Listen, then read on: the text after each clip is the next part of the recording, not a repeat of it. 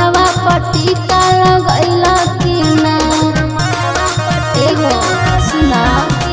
पिया कन्हवा पकहवर उठैला कि ना बोला मथवा पट्टी का लगैला कि ना खैल पिए जइह पिया केला और सेब के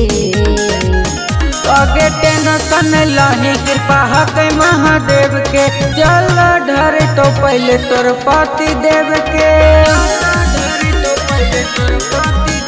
आगे जल ढर तो पहले तोर पति देव के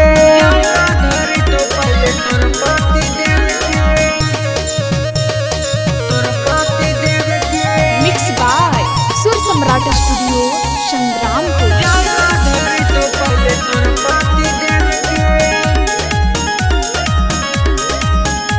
बना के जय गे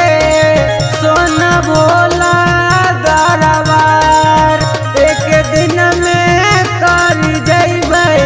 परसुइया पहाड़ सुना हो पिया तुमने हक्का हलका ले हजूड़ी हरियर का खाली नहीं हुए दिहा अपना तुझे के आगे टेंशन लाही कृपा हक महादेव के जल ढर तो पहले तोर पति देव के आगे जल ढर तो पहले तोर पति देव के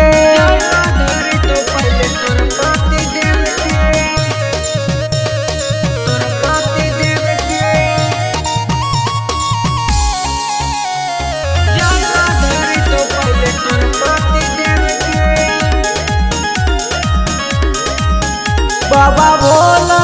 त्रिपुरारी हकै गंगा जटाधारी हमर के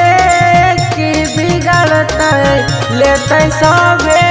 दुखवारी